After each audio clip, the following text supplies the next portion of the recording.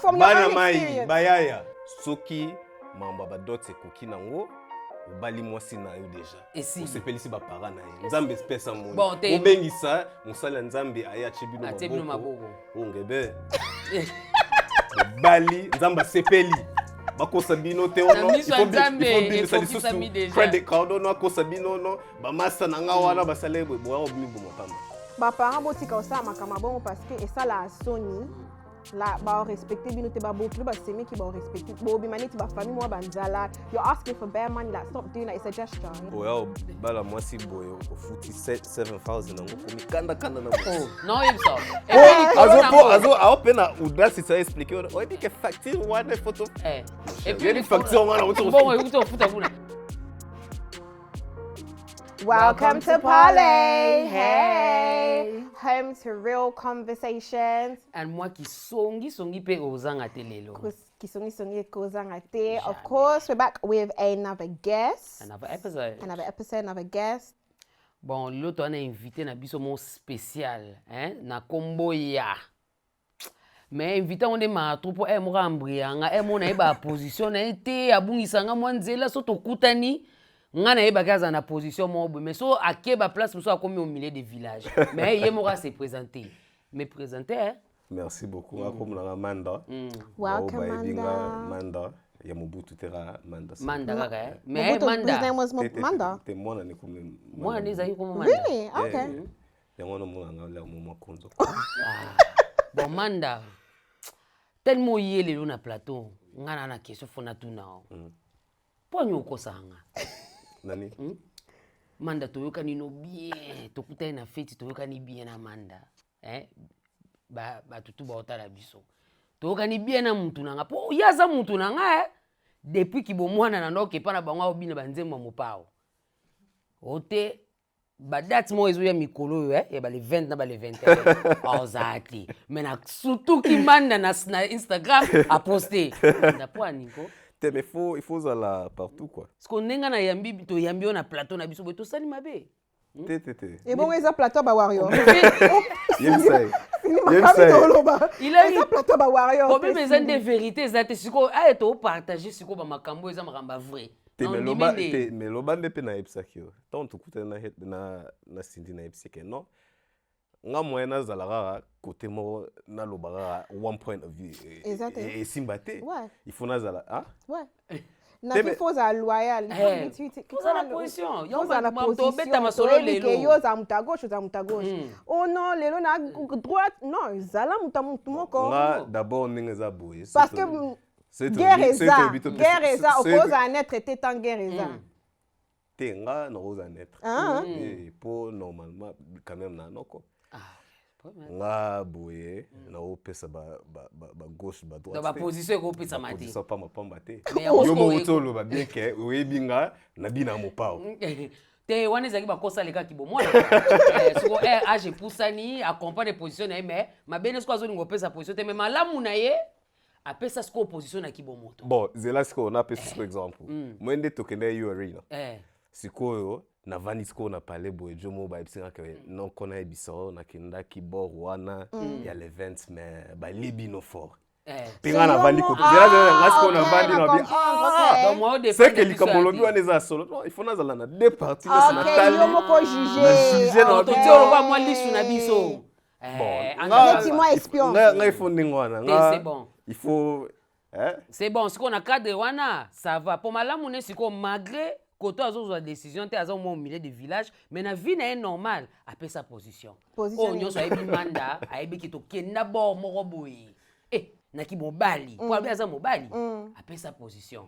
Na masolo to beta siko lelo ya makambo ya ba traditionnel. Makambo ba mariage, makambo ko garder tradition. Ya mukia ya mboka na biso mwana masolo to beta lelo ya après sa position. Alaxa pena ki mobali akina na biso pena na ba bord mobo ya minede boye to akata 900 personnes na kata plana abimela biso na chapeau na nzete peto a mystique mais bon to banda kata on mbali ba beta ke pe ba be ake petite mage na grand sœur il a risé position apart from music and language à part musique à part langue na bilo olia elo ni bozo sala pobo garder culture, bo garder ba coutume na bino. C'est important, la history, la histoire. Vas-y. Pour ouais ba koto kendete, so e besika. Outité. Merci beaucoup na nebusil selinga. Nga mingi I think na nengo bi mamba music, to pesa music a lot of importance. Exactly, that's one longo liango déjà. Mais nga puna nga I think foundation y a toujours histoire. Pour ceux qui bineti na personne if I was to give my own example.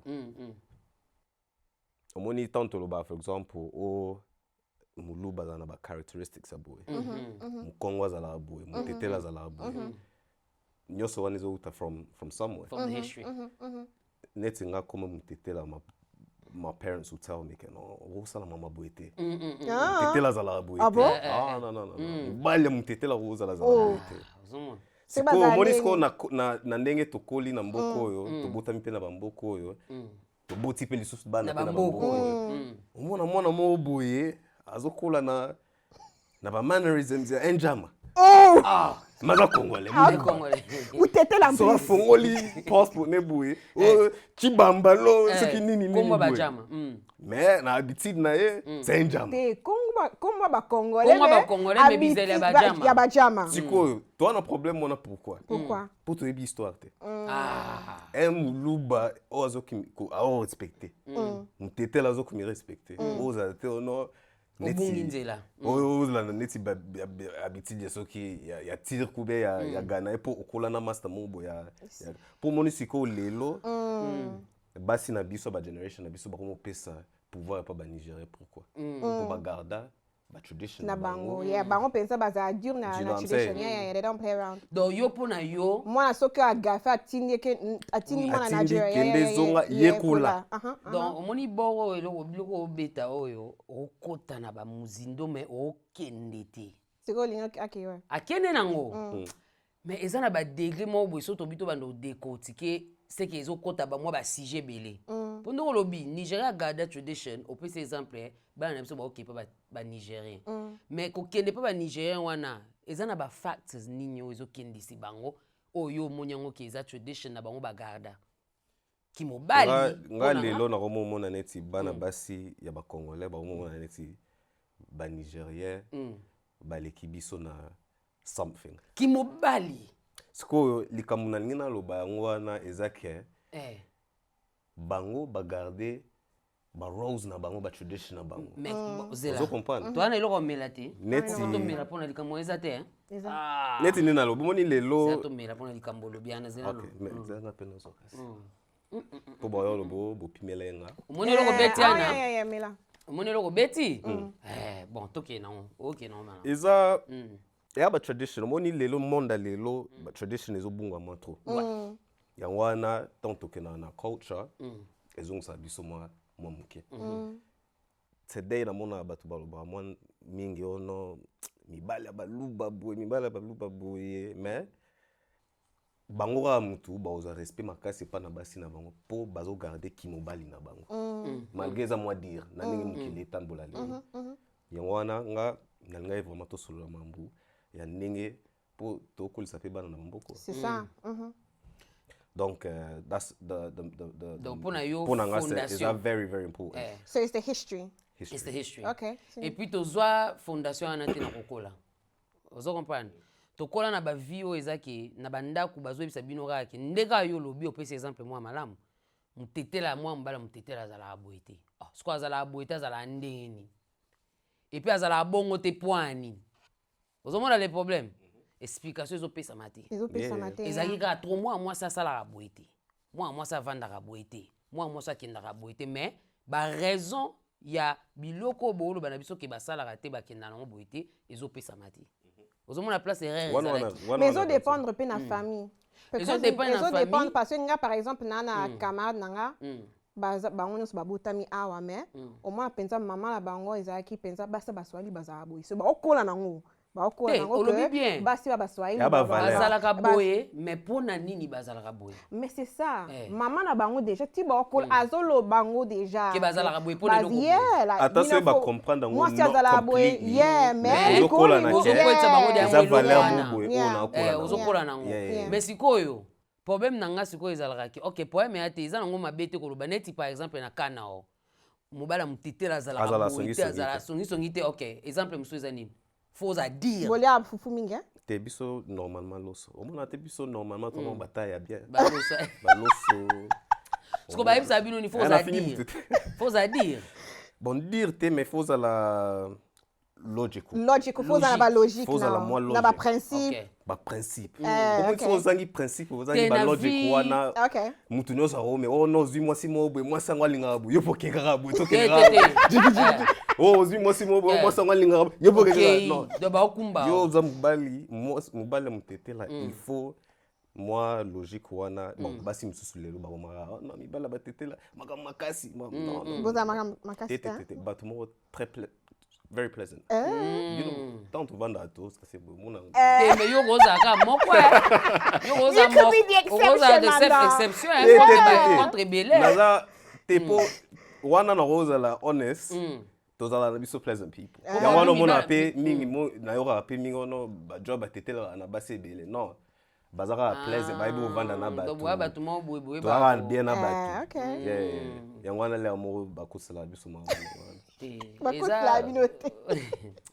Eza blomo eza très important koyeba histoire eza important mais siko le problème eza siko yo o continuer lignée wana but that's why we have to make an effort neti yo o bando eza pe mwana OK oui bala mutela za la boité oui po eza honorary as well pona yo siko nde ba yeso bongo esimba na tous les domaines po yeba que tradition pe bungisi biso pe bile pona nga fozwa o eza bien o eza mabe otiki mais siko mabe siko eza kozwa ya bien kotika ya mabe mais nyonso bango bapesa biso ngaka keza ya bien te moi siko pona nga tradition evolves that means what was applying 10 years ago isn't applying today mais ça na oka tradition mais siko to changer ngo siko nde to changer ngo bongo ezokende pour les banana ngo ba changer ngo banana ngo ba changer neti yo changer ngo neni biso ba génération neti yo obokoli bana o changer ngo neni tradition ngade nzi ngade abana ngabe bilingala te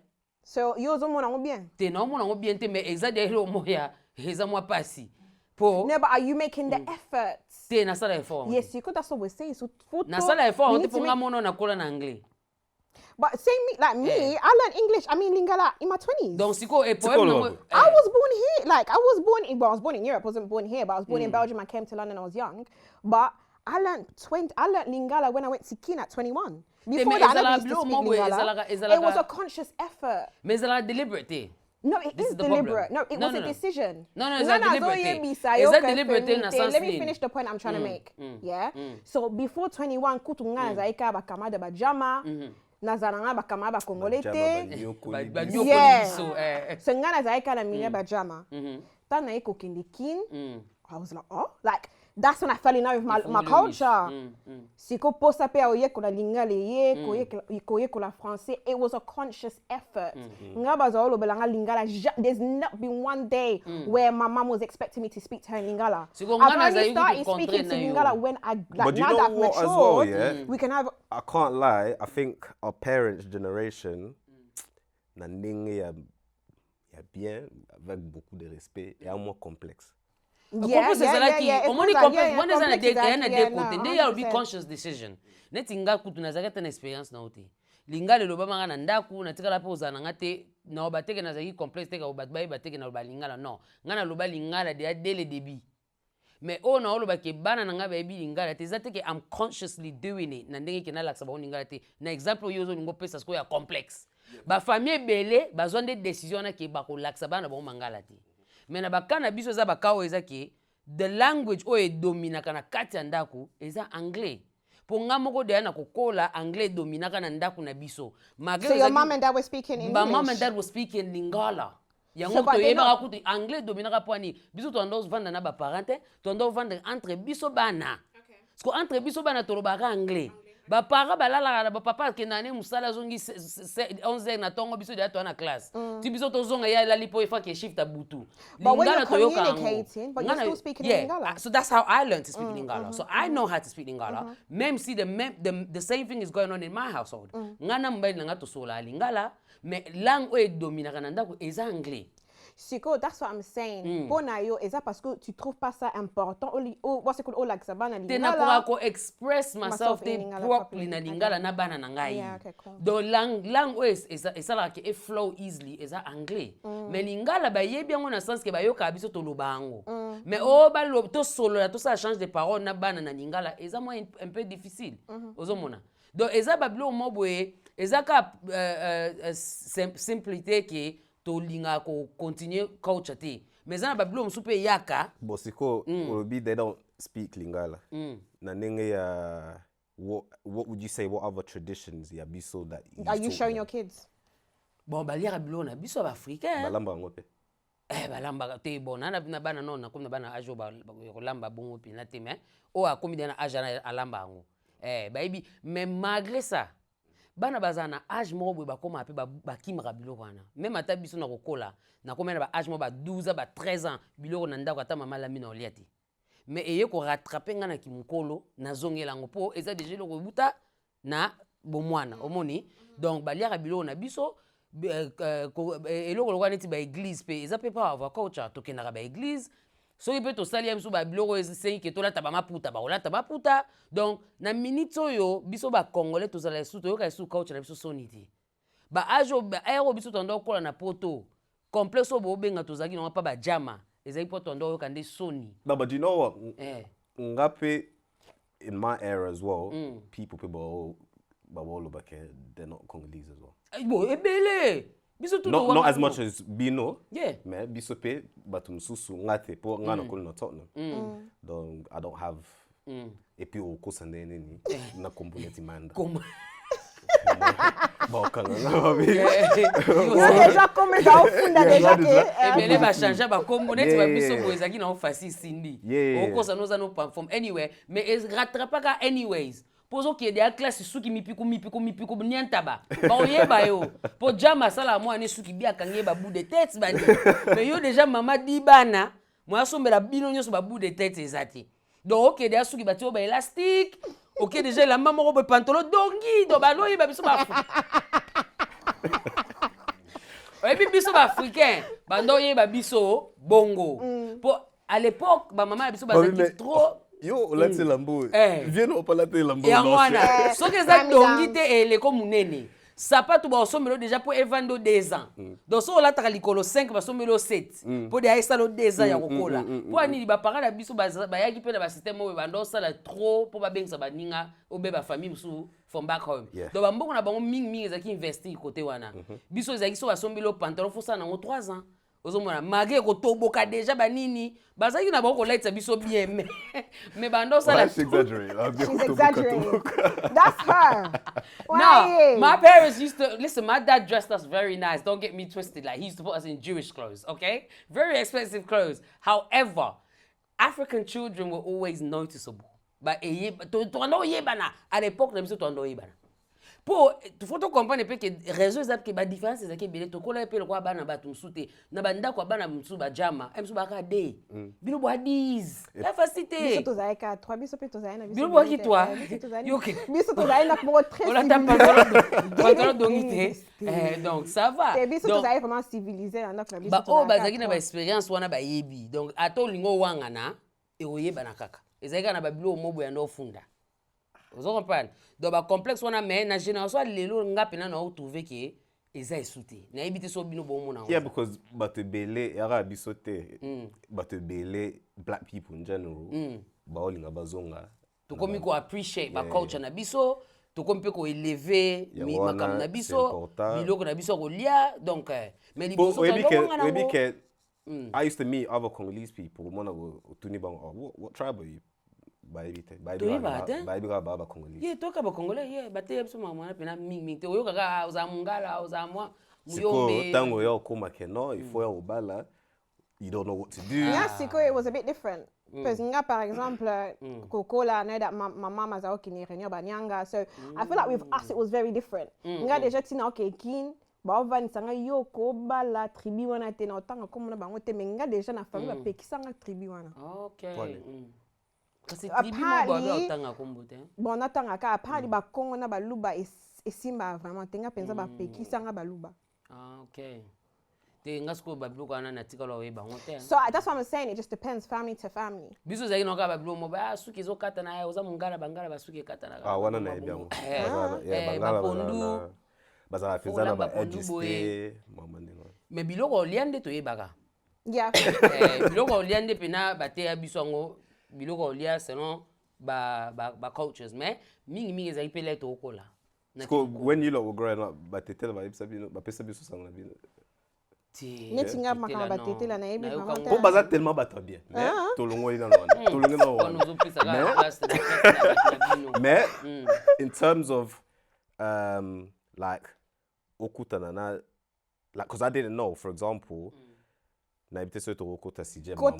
Like when. Because I wanted to propose to my missus on holiday. As you can see, no? C'est le moment, c'est le moment. Okay, cool. Tout kende, na bita ba proposal. Tende me al bino basala ni ngona te. Oh, okay. Yes. Okay. Because ngana ibi talaga ngana butami al. Okay. Ba masana nga so benga ba propose moi. Ka ninge bagi kaka get down on one knee. Mwana mususu to tala ngona si. Mais après la cérémonie ekobima okay non mais il faut la bonté zongana muntu na ibike ukuli na mbuko so there was like no basala abuwe nde muke na bando yekola how the process is to even get to niveau. Okay, so I've got a question actually. Omonika ne bayebisa kion lobi pe mo anu akola.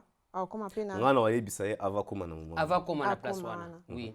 Po batebele. Siko, I want a question. You know, for example, when you got married, mutazao sa kinzonzi. Siko mo ananga okola yo po sa kinzonzi like who's going to take over? Bo kalate nga no fungola Instagram page na nga kinzonzi. Ya ba kinzonzi.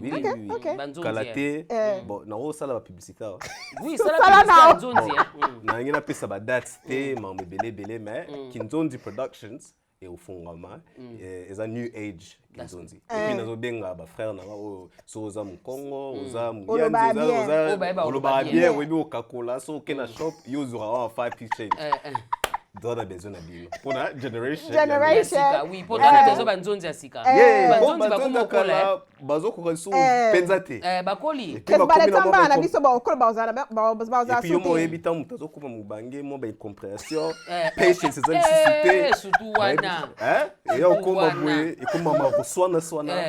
Ko discuter ko na mulai. Ko bino na kinzonzi na bino bolinga bokata ngo mwa mukuse esa la 3 heures du temps te. T'es 3 heures d'abord eza ebele.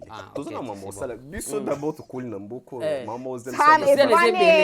Bon na éviter ba mère mutu ba osilika po mbongo ane kota na porte et ça non. Na biso penza na Kinzonzi Productions dozoluka to kata. Te mais bon pe ma bête, bo changer tradition ya. Era wana pesa la ba bloka sentiment. Boyambi biso na porte bo pesa mbongo toke ezwa mwasi ça mbumujima. Non mais ça symbolique makamona ko kata ngote parce que makamona ça très symbolique. Kasi ya bia olinga lo. Tolni to bon, so bino boni boya retard même. Na situation de discussion. To vanda wana te neti. Te umela raté. Boye dia na bablo na bino boye bidia blo boye pour to vanda pour to kosa na te. Mais malgré tout zolo bandengo wana ezape ça dépend pour ba liste misusu mo bima mikolo c'est oh baloba na français c'est vraiment dur c'est vraiment dur bon sentir français na sentir na c'est pas na français na français na kende na ngona yori deux système vient na biso okay so going back to your question, how are we evolving when it comes to traditional weddings? Because that's a huge thing when it comes to tradition, bakutim, and something that we have to carry on. So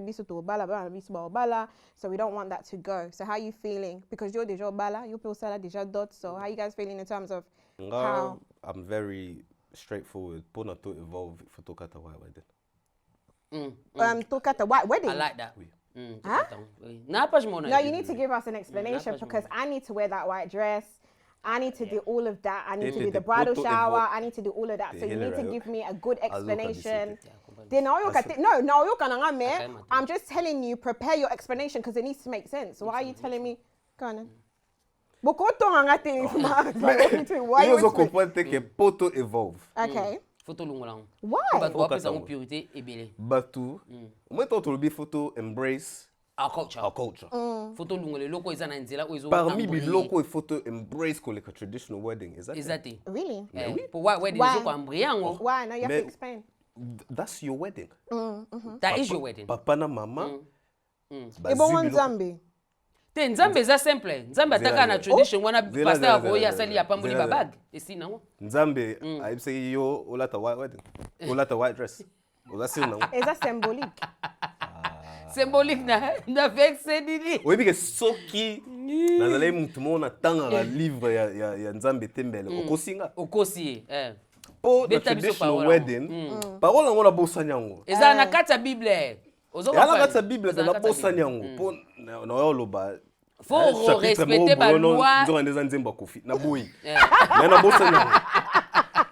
Mais traditional wedding is important. Yango And eza it is the important. most important. Omoni today baser ya ba generation na biso ba obulemba la moko straight ahead mamba ba white wedding. Bataille na cheval. Po bachaye na cheval, bachaye na wedding digest. What's wrong with that if you can afford it? What's wrong with that? Te maintenant bi bien the keyword Priorité. priority. Prioritize. Priority. Kwa ni to obeta your tradition. Tradition nde munene mais your white wedding okena Your on. white wedding obeta on ba mindele ya Ya ba beta ba kena mona kansi. Na council ten me na Na kansi. Na registry office. Registry. Basinise bino ba papier pa bokenda na bango na na restaurant. Barbados. Okontina Mais kijama. bino bolingo mema batu. Na bon, bolingo sangisa trop hein. Ozana raison. Omoni. Nga pena na sepe So na you're saying big traditionals, small white weddings? Absolutely. absolutely. Omoni baya mususu pe ba obule nangina bala mumi nanga me talaka vine komi pasi boy. Na bisa mbongo basenginga soki Dot en monta nini na dot. Et comment combien? Ata ba 5 hein. Et comment Koko ba 5. Nga ba période na balaki moko bando balise mwasi na 6000. Mais abudaki en fort, famille meki okita ote ba okita te ba kita na 5500. Mobala ba okelo kwa bokiti na 5500. Et aka pe Na bala mwana bino boze ka bana 7. Bavana bon. Encore. Nicolas facture. For every 1,000. 1,000. 7 kamba moko. Famille zaki na choix te là ka mwana boti ba 7 ba kita na 1000. Ba pede. Te mel kamba ba bridal price so yo sala mo fo. Te ça. Money to an Mais living one is crisis. is où t'as pas ba parents. I can't control mon No, temps you pa can't. parents na nga ba You can't. osenga. That's what I'm saying. You Can't can't control that. control. Mais yango ane faut la paix na moi, cause il faut bouler paix. We building a life together. Yo ba parents no ba taxer nga déjà 7,000. Te ba famille belé pour mezuza la wapi. Même ba parents na biso ba ko mobunga. Eloko ezalaki symbole ba komisa ngo eloko na bango ya osomba moi souvent à parade ya katia mo voiture mo asika. Atali manda kata suki bien mo aspect. Moi land na. Mbongo ana fobi maka kota manda. Et pourtant ezalaki na ka elo mo ya symbole. Ba parents Yeah, botika osama kama bon parce que et ça la Sony. La ba respecter bino te ba bokilo ba semi ki ba respecter bo bi maniti ba famille mo banzala. You're asking for bare money, like stop doing that. It's a gesture. Ya moni mastana boteka set. Well, bala moi si boy futi 7,000 ngo komi kanda na mo. Non il ça. Azo open audacity ça expliquer. O epi que facture one photo. Et puis les factures on a autour. Bon, écoute futa kuna. Et puis likolo na ngo elo ba bossa naka. O ngana sepela neti papa na biso akenda na ngona system ki. Elo ba bossa na ezaki. Mobala na era okota na famille na bino. A continuer ka kosunga famille. Yeah, c'est ça. Matanga ye cotisation. Bon ça la bien comme ça et moi na yo. Moi chemise, moi ni. Donc You lot beaucoup famille Beaucoup ma moko donc. famille. Konyo kola There's no eta. their start in their life. Yozo boule keno. Mais yo ebi mamu su sezo sal ma pe neti famille back home. No ko wo senga iPad. Oh, ba noko ba komo senga. Ngana yo katina ba washing machine. Na fatina na yo. TV. Why is there a washing machine in this? Like for me it's like it's a bit ridiculous, isn't it? It's a so. Siko bino boyo ki ba pri o biso ba job il faut to foot. Mais bozo chabiso panzi likolo ke no. Il faut ma white wedding is a neti Cinderella. But if you've got money, why not? Like that's not an issue. Like, if you've got the money to do it. Mais tout le monde a fait belé pe ba na hotel. No, but people have, no, but a lot of people they have a pressure. Oh, money that word there. If you got the money, muta obimisa ba credit card. Abimisa ba credit card. Azuba loan. Azuba loan. Posse pilisa mwasi na ye. Credit card. Azuba credit card. Apoti ba nungu. Ale tombo koti na palais. Et comme on papa on peut s'engager moi quelque chose. Oh, zelana nous. What is really the saying if you got money though? What does that really even mean? What I'm saying is that if it is that you've got money, if you can afford something, it's basic. For me, it's basic. If you can afford, you've got a budget for the trad, you've got a budget for the white wedding. It's not an issue. No, but my the thing Nigerians, they don't have these debates because they've got the. Yeah, but you'll be the boy. But no. With the Nigerians, let me finish. With Nigerian men, we're not having these debates because they've got the budget for the traditional, they've got the budget for the white wedding in Dubai, they've got the budget. So when we're having these discussions, it's because the souci is about calcul. On money in life, that's what I'm saying. Everything, money answers to everything. You're not going to be having these debates if you got the budget for it. If you got the money, you're not gonna question. What's your comeback? Mais ya zolo baki. Nandengo lobby, bateau yo, baza la position wana na ba palais, alobi na bino. Pour your argument no ezaki. Nga argument nga. Nga no solo la in general. Pour bato nyonso tuté même na ekolo ya lobi wana. Nyonso pe tuté bazana. Fula barote. Ekolo ya lobi wana. Baza pe na bato oyo so aye po abala congolais azokakola. Oh non, famille na bino ba foot. Mais bango nde bana la. Yo na moni uza déception kota bato wana. Wapi? Bekolo ano fulana. Te bonga na congolais. D'abord na yebi tuzo tufungoli mapa ko biso dans le sens. Te déception zo utaka pona ne biso bana basi na bino ba congolais to komo robela bango 3 Bon, soki on peut exemple bango mwa mingi. Te yende mutabimisi. Ya mutabimisi ngo sindi bo. Nga kutu na pe exemple ba sénégalais mais ba sénégalais bazane. Bon, na habité. Bon. Mondo n'est pas problème. Na obaye déjà pour ezaka manda de alobi mais mondo ba problème tellement l'équipe trop. To senga ba batinde la biso mo ba problème na ba to luka to tala so to kopisa ba ta mo ba solution. Dans na ka o ezaki moi si alingi mariage ya dot na ye ezala pena munene pena basala ngo pena munene. Le roi net ya ba bella naija yo moi ba complexe en place ekota ba pajo faut ba kangango ba pajo. I unfollowed all those pages to be honest. I unfollowed it because at the end of the day I feel like it's you're feeding me something I don't want to see right now. Like I'm not planning a wedding. Why am I following a wedding page? And doesn't it paint sometimes? Come on, tap on and then I can start following it. I don't follow them. Pour ba te belle ba chaba ba photo na bango na et après ba laksa binoté. Oui, et bien pe ba tsaka ba photo na pe za programmé déjà photo est-ce que photo pe si histoire? Eza na mutu musu ba kangi photo bonga mariage mais gâteau mariage quoi ya kinango. Mais boye bango te. On comprend? Vous comprenez? Oh, neti ngana na page mona yo ba voilà na ngana sala na ngote. Mais ba o ba sala ngo c'est bon.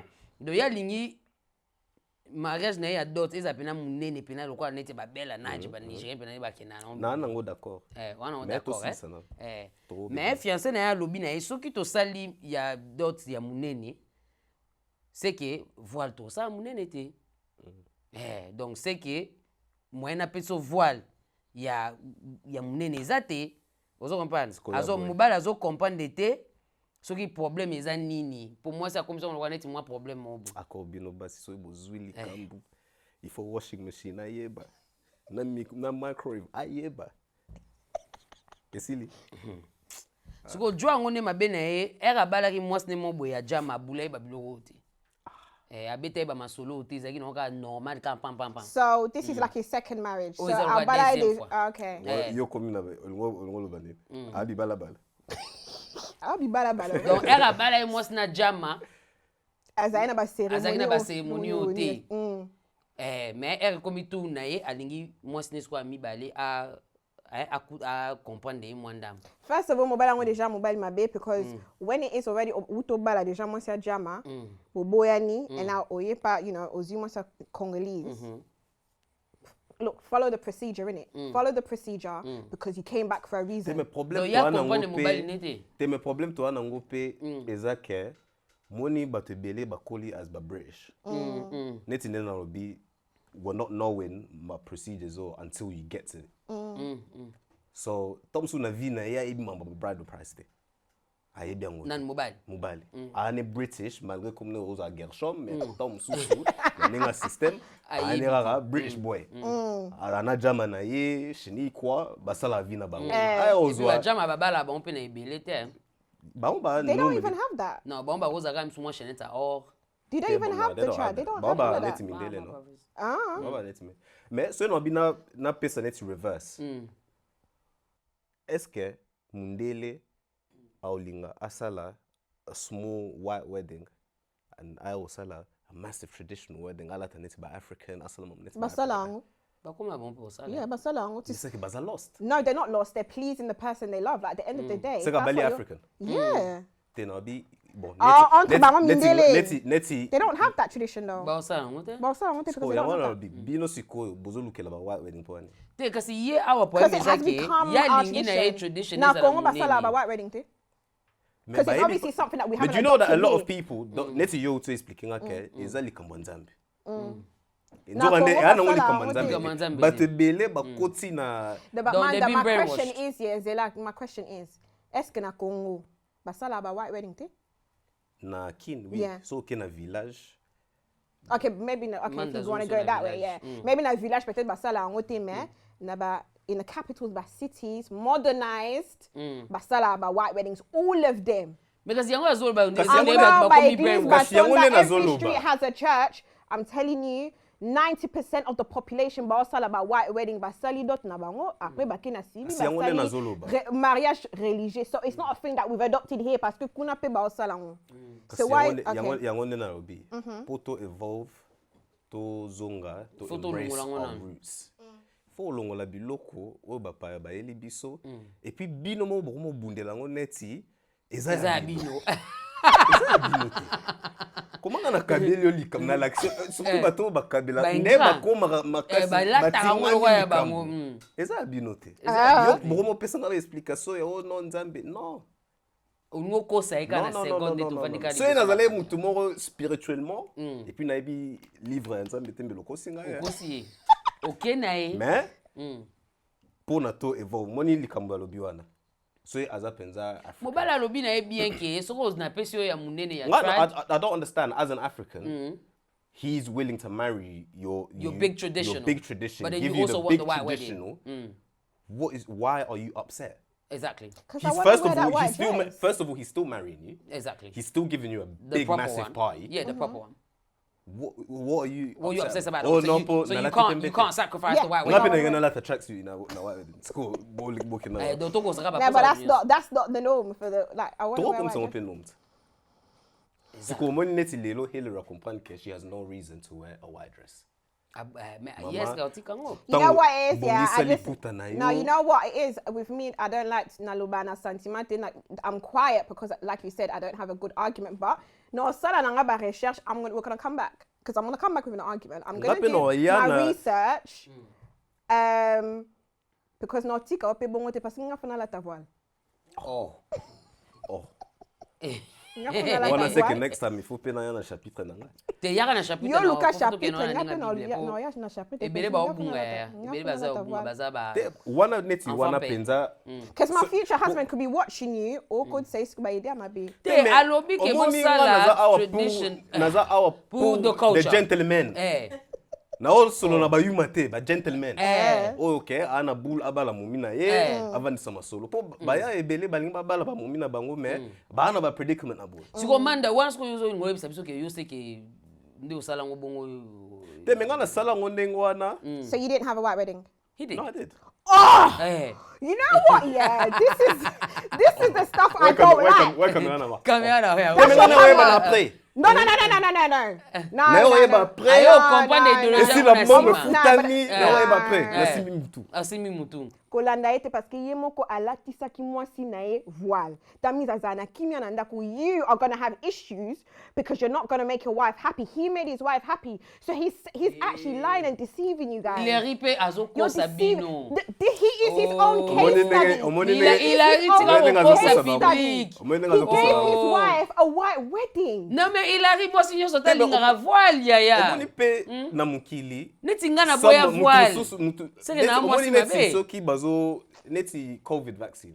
Fallait battre musuba kufa pour ba perfect. Ezabongo. Omoni yo ndeko zolo bozolo ba pena neti ngana boya voile manda. But you can talk because you didn't do it. Because I didn't want to.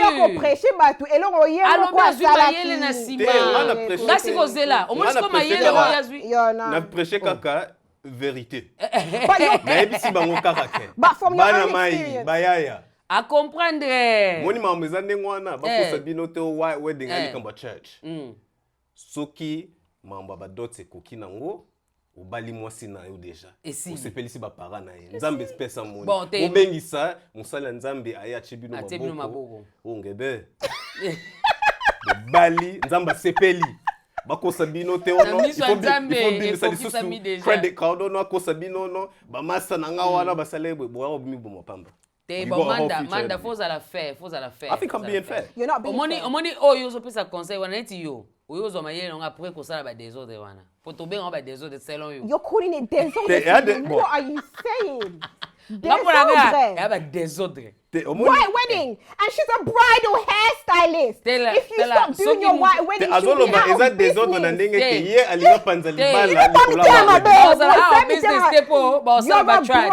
hairstylist. Oui, bride na tradition. Lobi na sala mariage na sala balai dot. Kasi makamwa mariage religieux. Boko sala ba dot.